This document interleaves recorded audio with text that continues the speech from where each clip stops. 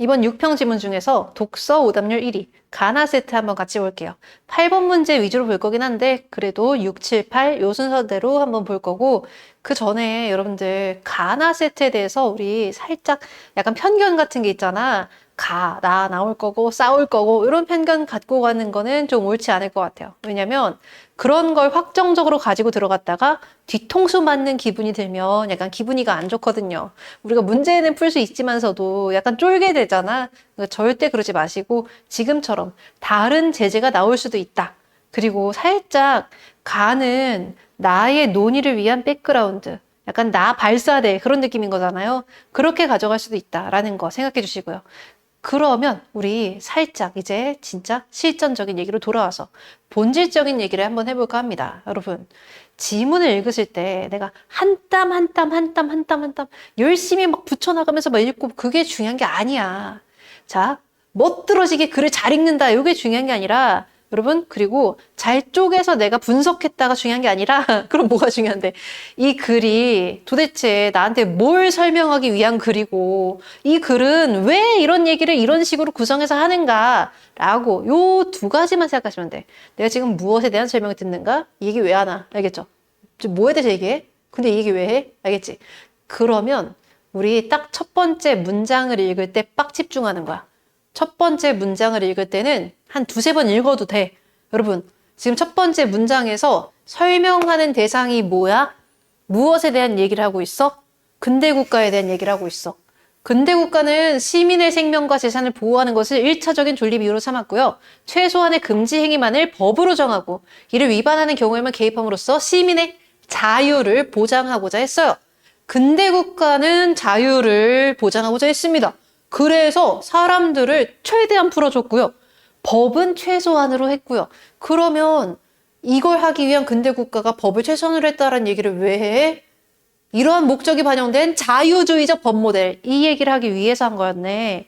그러면 앞에 이만큼 얘기는 사실상 얘를 말하기 위한 용어 설명스러운 거였네. 그죠?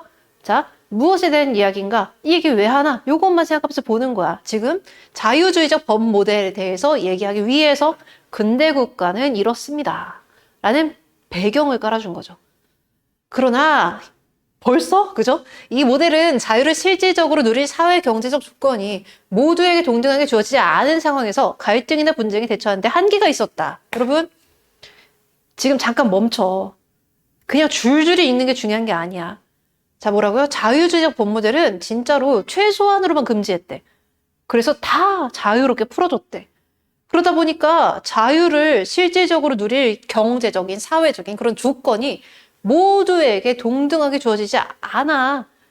그렇다 보니까 갈등 상황에 대처하고 분쟁 상황에 대처를 잘 못하게 되었어요. 그러면 이거를 보완하려면 어떻게 되겠어? 최소한의 금지 행위만을 법으로 정하면 안 되겠다. 그리고 사람의 자유를 최대한을 풀어주면 안 되겠다. 그러면 그 한계가 계속 유지될 거니까. 그러면은 그건 좀 바뀌어야 되겠다. 그렇게 등장한 게 사회복지국가적 법 모델이다. 라고 우리가 정리할 수 있겠네. 그러면 이 그러나 이후에 나올 만한 내용이 뭔지를 우리가 먼저 생각하시면서, 그죠? 이 모델에서는 법이 바로 나오네요. 삶의 세계에 더 깊숙이 개입한다. 최소한의 금지 행위만을 법으로 정하는 게 아니라 더 깊숙이 개입한다. 여러분, 만약에 내가 이거를 못 잡았어. 괜찮아. 왜? 우리가 하나, 두 가지 얘기를 할 때는 두 번째 얘기에서만 집중 잘 해줘도요. 내가 법이 삶의 세계에 더 깊숙이 개입한다를 읽고 법에 대한 얘기가 아까 나왔었나? 법? 법. 이때 찾아둬도 괜찮아. 알겠죠? 두 번째 거에 잘 집중하면 돼. 개인의 권리 보장뿐 아니라 주거, 노동, 환경 등의 영역에서 평등과 연대의 가치를 구현하기 위한 제도의 구축 및 관리도 법의 역할이 되어, 야, 문장 길지, 그지? 그 역할 수행에 필요한 의무 규정들이 늘어난다. 여러분 보세요. 지금 문장이 여기서부터 여기까지 되게 길잖아. 근데 결국 하고 싶은 말은 뭐야? 법이 얼마나 깊숙하게 다른 영역에도 개입하게 되었는지요. 근데 뭘 중요하게 생각했는지요? 이 법이 뭘 중요하게 생각했어요? 이 역할에 대해서 평등과 연대 가치를 구현하고 싶었어요. 뭐가 아니라 자유가 아니라. 자, 그러면 뭐가 잡혔어요? 지금 이걸 위해서 최대한 많이 했어요. 이걸 위해서 최소한 했어요. 라는 것을 생각해 줄 수 있어야 돼. 자, 그러면 다시 봐봐. 가령, 여러분, 이만큼 부분은 사실상 힘 빼고 읽어야지. 힘 빼. 사실 뭐야, 그냥. 다양한 분야의 법이 하는 일이 많아졌습니다. 이 얘기뿐 다른 말은 없잖아. 그러면 우리는 딱 두 가지 나왔네. 자유주의적 법 모델. 여러분, 항상 어떤 식으로 접근하셔야 되냐면 한 문단을 읽고 나서 내가 머릿속으로 여기서 가장 중요한 말을 잘 잡았는지를 정리하고 갔으면 좋겠어. 바로 내려가지 마시고요. 크게 봤을 때 지금 어디까지만 생각해 주면 돼? 크게 하나, 두 개. 그치? 그래서 자유주의적 법 모델에서 중요하게 생각한 건 자유요. 그리고 사회복지국가적 법 모델에서 중요하게 생각한 거는 뭐예요? 사회복지국가에서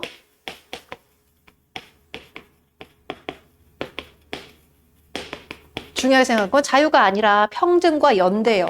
여러분 잘 생각해 보세요. 우리가 민주주의 국가에 살아가는 일원으로서 아셔야 되는 게 너무 기본 상식적으로 민주주의를 지탱하는 두 가지 가치는 자유와 평등이야. 그러니까 그 두 가지 가치에 대한 얘기를 하고 있구나라고 잡아가면 진짜 상식선이야, 사실은.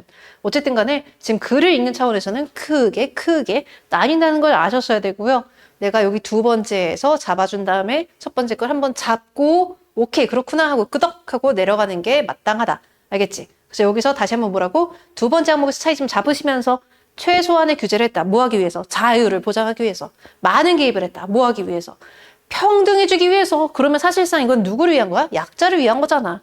그러면 여러분 법지문이라는 것은 사실상 법이 보호해야 되는 이익에 대한 겁니다. 그게 뭐라 그래? 법익이라 그래. 그러면은 이거는 누구의 법익을 보호하는 거야? 약자를 보호하는 거야. 그러한 법익을 보호하는 거야. 생각하시면서 이 문단 들어갔을 때도 집중하는 거야. 지금 이 두 가지 얘기를 했잖아. 이 두 가지 얘기랑 뭔 관련이지? 그런데 법적 규제가 과도할 경우 이거 문제 생길 수 있다는 거지. 왜? 얘는 법이 최소한 했어요. 근데 얘는 법이 최대한 많이 하려고 해요. 그게 과도할 경우에 삶의 세계를 구성해온 고유한 직업 윤리 등 문화적 도덕적 규범이 강행적 성격을 띤 법 규범에 의해 침범당하는 경우가 생긴다. 법이 너무 많이 해서 이거에 문제가 생깁니다. 이로써 사회 각 영역의 자율적 조절 기능이 훼손되고요. 똑같은 거겠죠? 사회 통합이 법에 의해 와야 됩니다. 어쨌든 간에 법이 이러한 문제를 일으킨다는 내용을 계속해서 강조하고 있어요. 그럴수록 공동체는 갈등 상황에서 야야야 법대로 해 법대로 해 이 소리만 한다 이거야. 알아서 그냥 얘 제가 잘못했네요 할 수도 있는 걸 갖고 야야 법대로 해 이렇게 되면 문제가 있잖아. 뭐 예를 들어서 뭐 형제 간의 싸움은 엄마 선에서 끝나야지. 그리고 엄마 선에서 둘이 서로 껴안아 이러고 끝나야지. 그게 아니라 형제끼리의 법정 다툼 법대로 해 이렇게 가면은 좀 사실 옳진 않죠. 그죠? 그럴수록 공동체는 갈등 상황에서 법적 해결에 의존하게 된다. 규제에 대한 요구량이 증가하면 법의 수행 능력은 한계에 부딪힌다. 문제가 발생할 때 법은 마지막 수단이어야 한다 등 근대법의 기본 원리가 유지되기도 어렵다. 여러분 이 문장과 이 문장과 이 문장은 세 문장이나 똑같은 말을 하고 있어요. 결국 야 봐봐 또 똑같은 말을 하고 있어요. 법의 규범 구조가 균열된 상태에서 법으로 문제를 해결해야 된다는 당위만 남는다. 야 이 덩어리가 다 똑같은 말이지. 그로 인해 법 규범이 삶의 세계에 점점 더 깊숙이 개입하게 돼요. 똑같은 말이잖아. 똑같은 말이잖아. 그치? 또 사회 자율적 조절 기능은 야 똑같은 말이잖아. 훼손되게 되고요. 이게 망가지게 되고요. 이러한 악순환을 방지하면서 사회복지 체계를 보완하고자 등장한 것이 이 얘기하려고? 계속 이 얘기하려고 잡아준 거였어? 절차주의적 법 모델이다. 그죠? 그래서 우리가 약자를 보호하고 과도하게 규제를 그렇게 너무나도 많이 하다 보면요. 이러한 규범적인 도덕적인 차원에서 자율적인 기능이 침해가 되는 경우가 생기기 때문에 그런 상황을 방지하기 위해서 등장한 게 절차주의적 법 모델입니다. 라고 얘기를 해주고 있습니다. 그러면 크게 우리가 잡아줄 수 있는 게 자유주의적 법 모델과 사실상 대척점을 이뤘던 게 사회복지국가적 법 모델이고요. 얘 문제가 있어서 그 문제를 해결하려는 방향으로 나왔고, 그죠? 얘도 문제가 있어서 해결하려는 방향으로 나온 게 맨 마지막으로 등장한 절차주의적 법 모델이었습니다. 여기에서 강조하고 보완하고자 했던 가치가 무엇인지를 생각해 봤을 때, 그저 그냥 법대로 해가 아니게 되었어야지만 되지 않나? 라는 생각을 하셔야지만 마땅하겠지. 이건 해결책이니까. 그죠? 그러한 절차주의적 법 모델에 따르면 법은 분쟁에 직접 개입해 해결책을 내놓는 대신, 그러니까 정확하게 문제의 원인을 짚었고요. 그걸 안 하겠다는 소리를 하고 있네요. 분쟁 당사자들의 논의와 협상을 위한 절차. 야, 니값 하잖아. 그죠? 이름값 하잖아요. 권한 분배 등 분쟁 해결 방식에만 관여한다. 그러니까 절차나 권한 분배 등 분쟁 해결 방식에만 관여해서요. 그냥 모든데 온데 그냥 동네방네 다 끼는 게 아니다. 분쟁을 해결하는 데에만 관여를 해서 자율적인 조절 기능, 야, 그러네. 바로 나오네. 자율적인 조절 기능을 회복하겠다. 보존하고 확대하겠다. 이런 소리를 하고 있습니다. 자, 봐봐. 여기서 문제가 생겼던 게 뭐야? 동등한 입장이 아닌 사람들한테 불리해. 그러니까 그 가치를 보완하기 위해서. 자꾸 이렇게 되면 뭐가 안 돼? 너무나 자율적인 조절 기능이 훼손돼. 그러면 그걸 보완하기 위해서. 이런 식으로 되게 유기적으로 연계가 되고 있다라고 생각할 수 있겠죠? 자, 또한 권력과 자본이 논의의 장에 개입해 일부가 발언권을 독점하거나 부당한 영향력을 행사할 수 있으므로 이에 대한 점검 과정을 절차 안에 두도록 의무화한다. 여러분 잘 생각해봐. 뭐에 대한 얘기야? 아까 전에 동등한 입장의 당사자들이 아닐 수 있다라는 것을 염두에 두고 하는 소리잖아요. 자, 그래서 당사자 간의 자유롭고 균등한 의견 개진 가능성을 최대한 보장하는 것이 절차주의적 법 모델의 목적이다. 라는 식으로 좋은 얘기 하고 있네요. 근데 마지막 문단 위의 세 가지 법 모델은 여러분 이게 어쨌든 순차적으로 나왔기 때문에 우리 입장에서는 이게 없어지고 요게 생긴 거 아닌가라고 생각할 수가 있는데 그게 아니었다는 거야. 그게 아니라 뭐요? 다 공존하면서 약간 바젤 1, 2, 3 나왔던 그런 느낌이 아닌 거죠. 그게 아니라 자유, 평등, 자율 이러한 가치들을 전부 다 각각 고유의 가치들을 이야기한다. 이 소리죠. 그래서 위의 세 가지 법 모델은 시대 요구에 따라 등장했으나 앞선 것을 다음 모델이 대체하는 건 아닙니다. 각각이 고유한 것을 가진 채 현재의 법 체계 안에 공존하고 있다. 라고 하면서 아름다운 마무리를 하고 있어요. 이제 나 지문을 볼 때는 아까 내가 가에서 뭘 읽었지를 생각하면서 읽어야지만 되겠죠? 자, 항상 1문단 읽을 때 빡 집중하는 거야. 완전 집중해. 재산관계에서는 개인의 자유가 그죠? 자유가 이렇게 하면서 읽는 거야. 최대한 보장되어야 하므로 계약으로 권리와 의무가 인정되는 것이 원칙이다. 얘들아 잘 생각해봐. 그러나 라고 하는 순간 뭘 하겠어요? 자유가 최대한 보장되지 않을 때도 있다 얘기를 하겠죠. 그리고요. 계약으로 권리와 의무가 인정되지 않을 때도 있다 얘기를 하겠죠. 그거를 예측하면서 읽었으면 좋겠습니다. 자, 그럼 봐봐. 원칙입니다. 그러나 사회 경제적 조건을 달리하는 당사자들 간에서는 이라는 조건이 주어지는 거지. 약자 보호를 위해 법률로 그 내용이 정해지는 경우가 있고 뭐가 아니라 계약이 아니라 이때는 이를 계약으로 변경할 수 없다. 여러분 이게 새로운 내용이 아니잖아. 그러면 계약이 아니라 법률이다. 그러면 두 가지 내용이 나왔네. 아까 여기였죠. 그죠?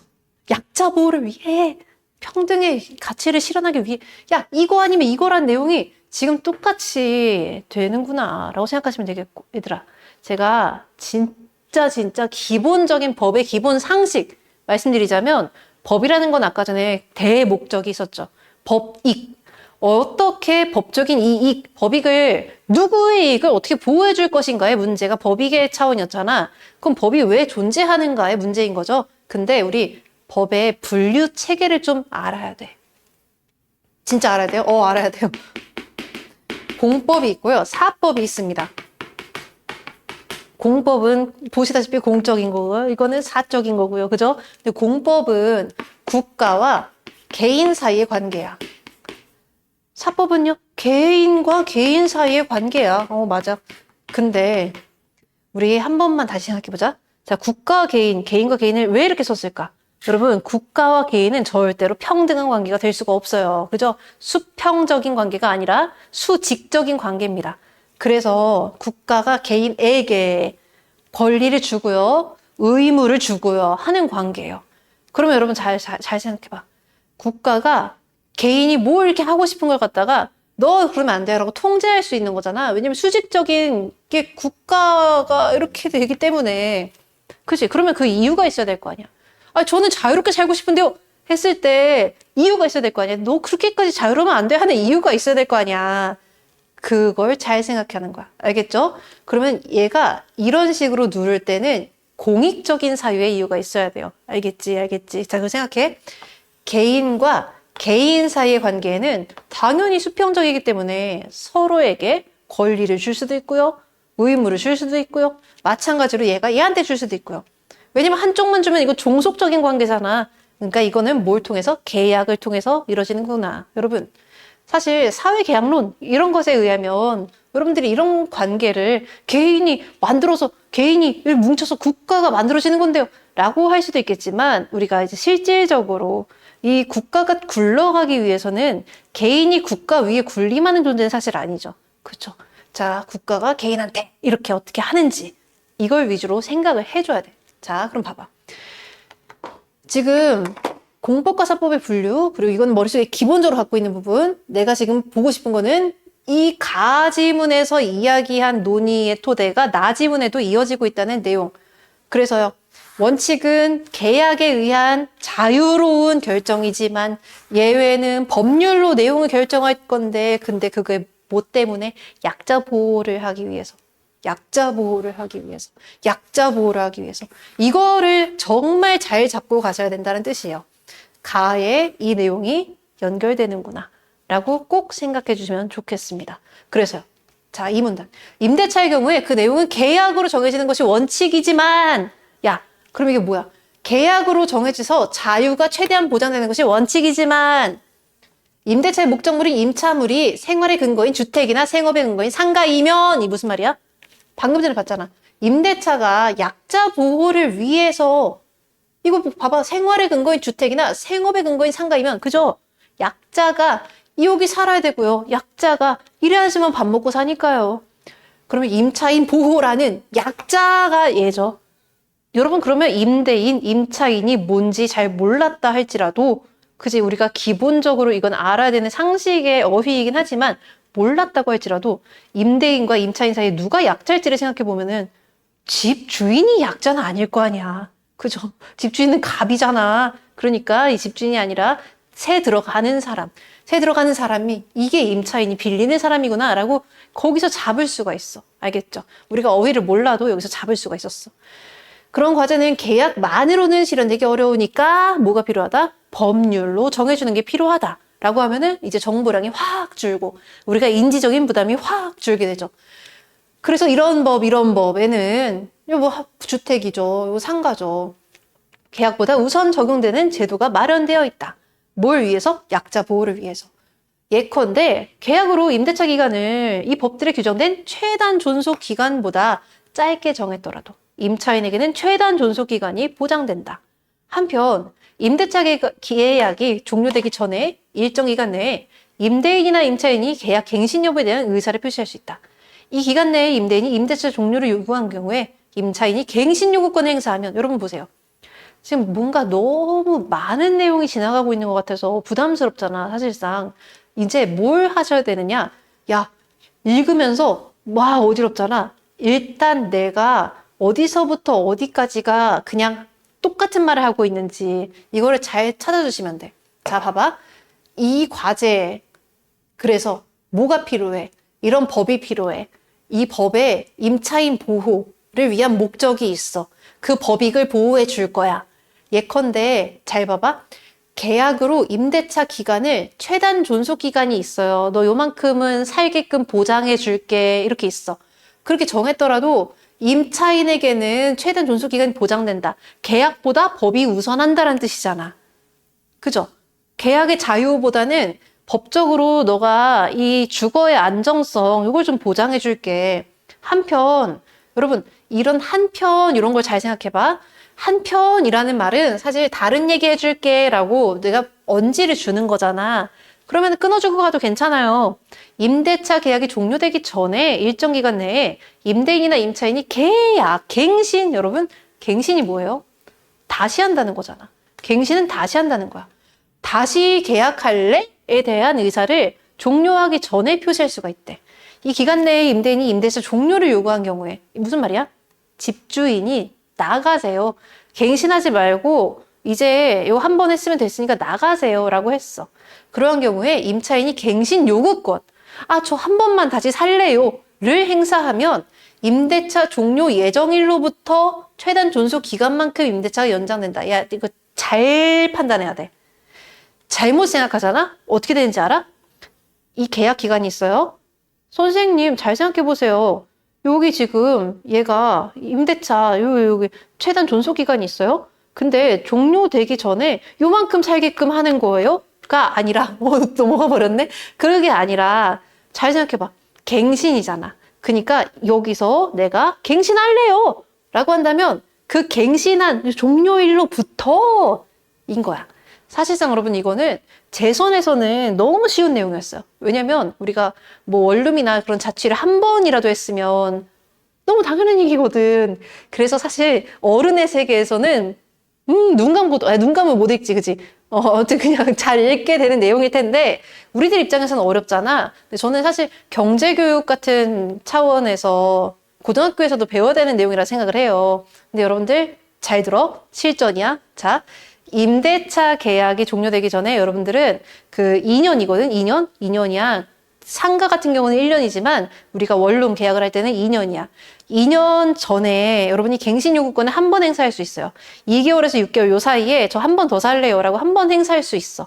이 갱신 요구권을 한 번 행사하면은 여러분이 그 전에 안 돼 한다 할지라도 집주인의 말을 무시하고 한 번 더 4년 살 수 있어요. 알겠죠? 자, 어쨌든 간에 그 얘기야. 자, 이러한 갱신 요구권은 임대차 기간이 정해져 있어야 인정된다. 그러니까 계약서 잘 봐. 단 임대인은 이 법에 규정된 갱신 거절 사유를 증명해 갱신을 거절함으로써 임대차를 종료시킬 수 있다. 여러분, 이게 무슨 말이야? 집주인한테 어떤 권리가 있는 거죠. 그지? 지금 여태까지는 뭐였어? 이 두 가지 얘기가 전부 다 임차인을 보호하기 위한 두 가지였어. 근데 지금 새롭게 하는 이 얘기는 무슨 얘기인 거야? 임대인의 권리를 잘 생각해봐. 자유를 보장해주기 위한 거죠. 계약의 자유를 보장해주기 위한 거야. 법들에 규정된 갱신 거절 사유를 증명해 갱신을 거절함으로써 임대차를 종료시킬 수 있어요. 자, 그 거절 사유에는 임대인이 임차물의 주택에 실거주하려는 경우에는 갱신 안 돼요. 저 살 거예요. 이런 식으로 할 수가 있다 이 소리입니다. 자, 그래서요. 우리 중요하게 봐야 되는 건 약자 보호. 그래서 이런 저희 제도 같은 경우는 최단 존속 기간 여기나 똑같은 거죠. 그죠? 최단 존속 기간이라든지 갱신 요구권이라든지 이 두 가지 내용을 이야기했구나를 크게 잡아가시면서요. 뭘 위한 거야? 임차인 보호를 위한 거야. 근데 이제는 뭘 위한 거야? 임대인의 권리 보호를 위한 거야. 근데 그거 어떤 조건이 있었어. 하는 거 생각해 주시고 3문단. 주택이나 상가 임대차에서도 야. 첫 문장 잘 읽어. 법이 아니라 법에서는 뭐 했는데? 법에서는 뭐 했어? 임차인 보호. 그래서 계약만으로는 실현되기 어려우니까 법. 여기는 법이 아니라 라고 하니까 뭐? 법은 뭐 했어? 약자 보호. 근데 법이 아니라 약자 보호 안 한다는 거죠. 약자 보호 안 하고요. 계약으로 재산 관계가 정해지는 경우 이건 이제 자유를 보장해주는 계약 자유를 보장해주는 경우가 있어 라고 우리 흐름을 크게 반응을 해주셔야지만 됩니다. 알겠죠? 임차인이 임차물을 사용할 권리가 소멸했거나 임차인의 경제력이 충분하면 임차인을 보호할 필요가 없기 때문이다. 여러분 이제 약자 보호를 안 해줘도 된다라는 소리를 두 가지를 하고 있어요. 임차인이 임차물을 사용할 권리가 소멸했어. 임차인의 경제력이 충분해. 예컨대 나오면 땡큐야. 왜? 앞에 내용이랑 붙일 수가 있거든. 예컨대 임대차 종료 후에 임차물을 반환할 때 임차인이 이를 원상 회복할 의무를 지는지를 결정할 때는 계약이 법률보다 우선 적용된다. 얘들아 이거 넉넉히 읽으면 안 돼요. 넉넉히 읽으면 이따가 문제 풀 때 이거 문제 내겠다는 뜻이잖아. 문제 풀 때 다시 생각해야 되잖아. 그러니까 처음부터 제대로 읽으세요. 지금 두 가지 얘기를 했어. 뭘 하는 두 가지 얘기? 임차인이라는 빌리는 사람, 새 들어가는 사람, 보호하지 않아도 되는 경우 두 가지. 첫 번째, 사용할 권리가 소멸했어. 더 이상 못 들어와. 예컨대 임대차가 종료됐어. 야, 그럼 계약 끝났잖아. 방 빼야지. 방 빼야죠. 그죠? 그럼 방을 뺐는데 이 사람을 왜 보호해줘요? 그죠? 또한 보증금이 상가 건물 임대차 보호법에 정해진 상한액을 초과하면 뭔 소리야 이거는? 얘 빌리는 입장인데도 충분히 부자야. 그러니까 약자 아니야 라는 소리죠. 상한액을 초과해서 경제력이 충분하다라고 인정되면은 최단 존속기간이 적용되지 않아요. 그러니까 이 존속기간 정하지 않기로 계약을 했으면 계약이 중요하니까 계약의 자유를 더 인정해줘서 자유롭게 임대차를 종료시킬 수가 있다 라는 내용을 우리가 파악을 해줄 수가 있다 이 소리야. 알겠죠? 그러니까 이거를 구분하면서 읽어야지 그냥 넉넉고 화염없이 읽으면 안 된다는 거예요. 사문단. 임대차 분쟁이 발생한 경우에 이를 해결하기 위한 원칙적 절차? 뭔 얘기하는 것 같아? 지금 잘 들어봐. 나에서는 얘가 어떤 식으로 나왔어요? 계약 자유요. 근데 이거 뭘로 나온 거예요? 법이요. 그죠? 뭘 위해서요? 약자 보호를 위해서요. 그러면 약자 보호를 위해서 연대의 가치를, 그죠? 고대의 가치,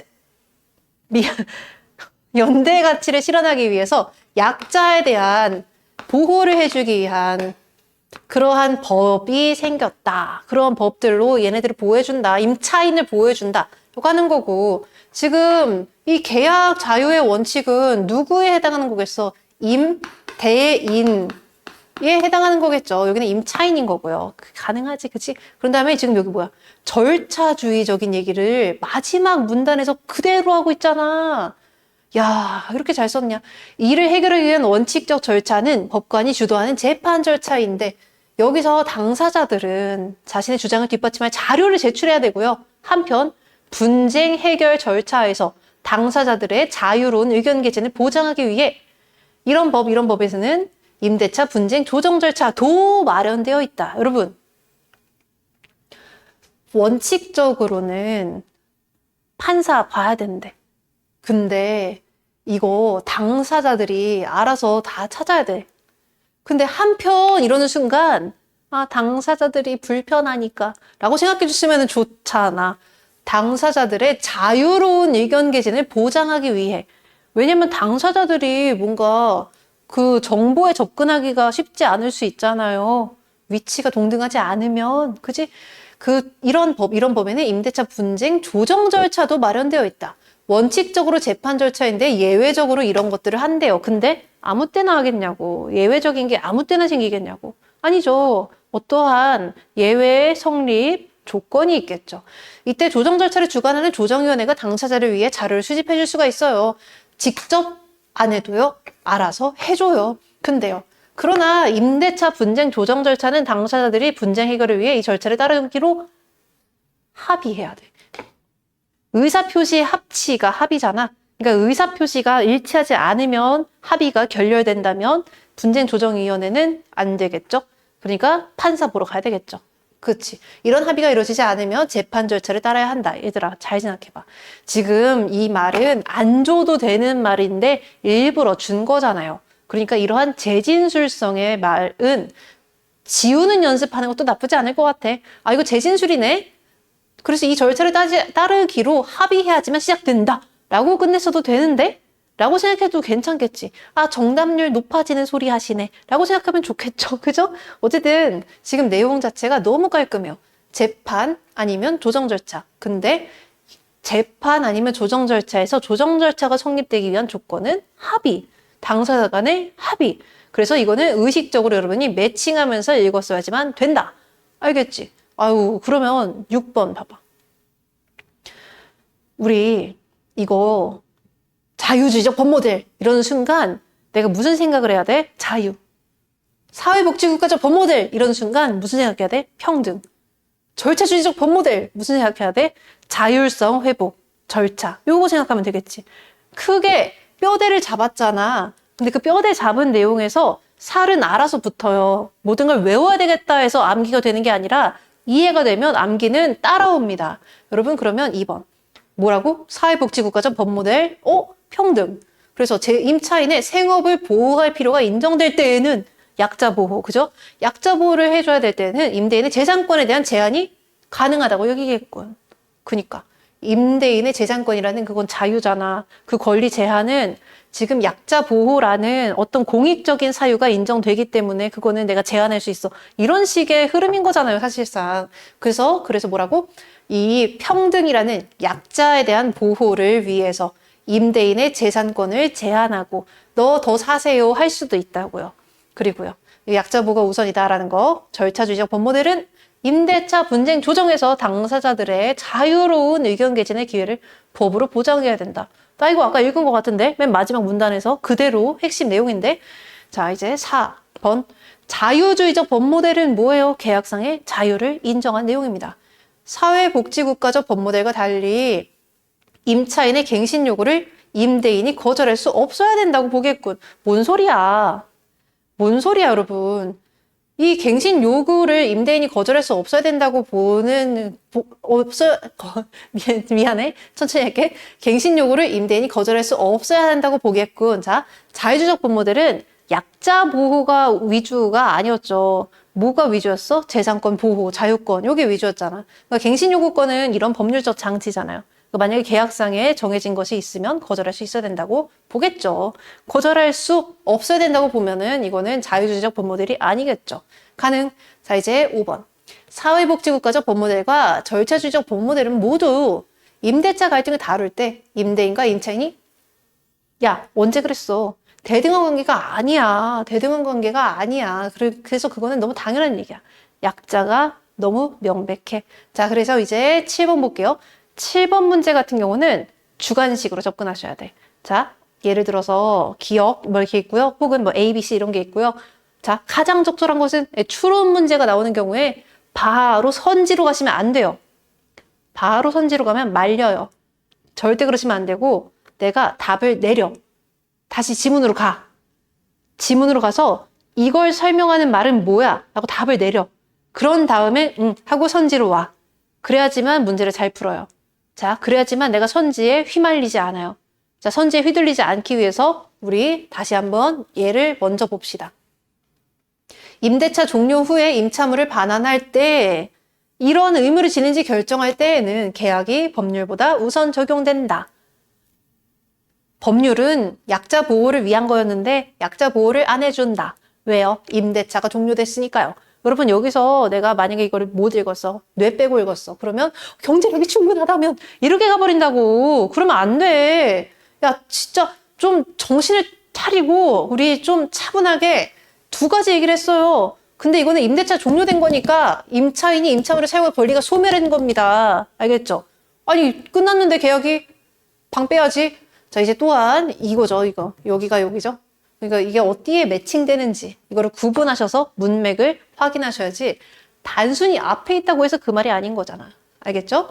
자 이제는 뭐가 뭔지를 아시겠고요. 그지? 약자 보호를 위한 거구나. 근데 약자 보호를 안 하는 상황을 두 가지를 얘기했구나 라고 생각해 주시면 1번 봐봐. 임차인의 경제력이 충분하면 야 이거 22% 왜? 그러니까 우리가 너무 급하게 두 날만 빨리 굴려서 푸는 습관을 버렸으면 좋겠어요. 이런 친구들이 있어. 선생님, 저는 지문은 진짜 잘 읽어요. 근데 문제는 정작, 오면은 조금 문제를 잘 못 풀어요. 그러면 이제 선지를 어떻게 푸는지를 연습해야 되겠죠? 아니야. 지문을 잘 읽으면 문제를 잘 풀어. 그러니까 이거는 주객이 전도되면 안 돼요. 독서에서는 특히나 선지를 뜯어서 선지를 분석하고 선지가 뭐고 그러면 안 돼. 애초에 지문을 기깔나게 잘 읽잖아? 그러면은 바로 한 번에 풀 수가 있으니까 지문에 대한 이해도 그걸 높이는 피지컬을 갖추는 게 무엇보다도 중요합니다. 알겠죠? 그럼 보세요. 지금 경제력이 충분하면 이거 아니지 미스매칭이죠. 자 이제 2번 봐봐. 임차인과 임대인이 법률에 규정된 내용을 계약으로서 변경하면 이거 안 되지. 법적으로 정해진 건데 이거를 계약으로 변경한다는 게 무슨 어디서 떨어진 헛소리야. 그잖아요. 자, 얘는요. 이제 3번. 임차인의 권리가 법률로 정해져야, 응? 개인의 자유가 최대한 보장된다? 아까 전에 법률로 정하는 것과 자유를 보장하는 거는 서로 상대되는 가치였기 때문에 이거는 말이 안 됩니다. 자, 그러니까 봐봐. 이거를 제대로 판단하기 위해서는 애초에 뭘 했어야 되는 거야? 지문을 잘 읽었어야 되는 거야. 알겠죠? 선지에서 내가 이렇게 저렇게 무슨 스킬을 구사하려고 하면 안 된다 이거예요. 선지에서 개인기 부리려고 하는 거 아니야. 이제 4번. 임대차 목적물이 주택이나 상가가 더 이상 임차인의 생활이나 생업의 근거가 아니기 때문에 종료가 되었기 때문에 더 이상 보호해줘야 될 이유가 없다. 알겠죠?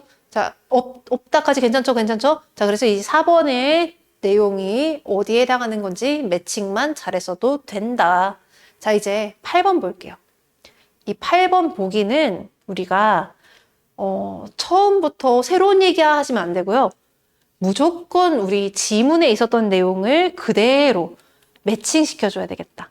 그대로 이 지문의 내용을 담고 있구나 라고 가져가서 적용하셔야 돼. 자, 처음부터 봐봐. 갑은 자신이 소유한 A주택과 B상가를 을에게 임대하기로 계약하면서 A주택의 임대차 기간은 이 법에 규정된 최단 존속 기간으로 정했어요. 그러니까 보호할 수 있어요. B상가의 임대차 기간은 정하지 않기로 했어요. 그러면 B는 일단 보류. 근데 B상가의 보증금은 이런 법에 규정된 상한액을 초과합니다. 그렇기 때문에 얘는 경제력이 충분해서 보호해줄 이유가 없겠네요. 갑이 위 법에 규정된 갱신 여부에 대한 의사를 표시할 수 있는 기간 중에 을에게 A주택과 B상가에 대한 임대차 종료를 주장했어요. 근데 을은 저 더 있을래요? 라고 얘기했습니다. 하지만 갑은 위 기간 내에 갱신을 거절하고 을에게 A주택과 B상가를 반환하라고 함으로써 분쟁이 생겼어요. 을은 임대차 분쟁 조정 절차로 분쟁을 해결하자고 제안했어요. 그런데 갑이 이를 거절했어요. 여러분, 의사표시의 합치가 일어나지 않았기 때문에 합의가 되지 않았고요. 지금 합의가 되지 않았다는 거는 분쟁조정위원회가 활동할 이유가 없겠죠. 바로 재판 가야 되겠죠. 바로 판사 보러 가야 됩니다. 그럼 여러분 여기서 뭘 하셔야 된다고? 이게 보호 대상이 아니다라는 걸 잡았어야 되고요. 합의가 이루어지지 않았어 라고 하는 순간 분쟁조정위원회 아님라고 잡아주면 되는 거야. 이런 식으로. 여러분 근데 만약에 이게 사설이야 라고 한다면 되게 지저분하게 나올 여지가 있어. 이거 지금 평가원이기 때문에 너무 깔끔한데요. 만약에 사설이에요. 그러면 사실 이게 생활의 지혜, 지혜는 아니고 생활의 지식. 주택임대차보호법에 의하면 여러분들이 원룸을 계약을 하시잖아? 그러면은 2년이 최단 존속 기간이야. 그리고 상가 건물 임대차 보호법에 의하면 1년이야. 그래서 여러분 뭐 예를 들어서 이런 경우에는 6개월에서 2개월 사이에 얘기를 해야 되고 이런 경우에는 6개월에서 1개월 사이에 얘기하는 거야.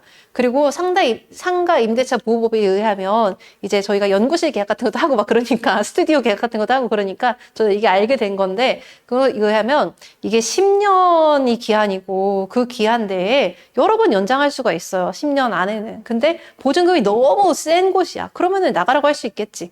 그래서 저는 사실은 이게 만약에 사설에 나온다면 그런 식으로 막 개월수 막 이렇게 조절하면서 되게 지저분하게 나올 수도 있었을 것 같은데 막 계산할 수도 있었는데 지금 보시다시피 너무 깔끔해. 야, 평가원이야 이게. 알겠죠? 아우 환상적이야. 예술적이야. 이렇게 딱 떨어지게 나오는 순간 와 미쳤다 생각하시면서 2번부터 볼게요. 을이 갱신 요구권을 행사하여 임대차 기간을 연장할 수 있다면 여러분 지금 봐 가정이잖아. 이렇게 갱신 요구권을 행사해서 임대차 기간을 연장할 수 있다면 이건 뭐가 보장이 된 거야? 지금 약자 보호가 그죠 보장이 된 거잖아요. 이것은 평등과 연대 가치 실현을 위해 마련된 의무 규정이 적용된 것이야. 여러분 여기서 만약에 여러분이 헷갈린다면 뭐 때문에 헷갈리는 거냐? 선생님 잘 생각해 보세요. 지금 여기 갱신 요구권을 행사해서 임대차 기간을 연장하다니요. 잘 생각해 보시면 제 지금 최단 존속 기간을 정했고 그거 보장되는 거잖아요. 그러면은 이거 아예 성립이 안 하는 거 아니에요? 뭔 갱신 요구권에서 뭘 어떻게 연장해요? 야 이거는 갱신이라는 말을 몰라서 그래. 갱신은 다시 한 번 더 한다는 거잖아.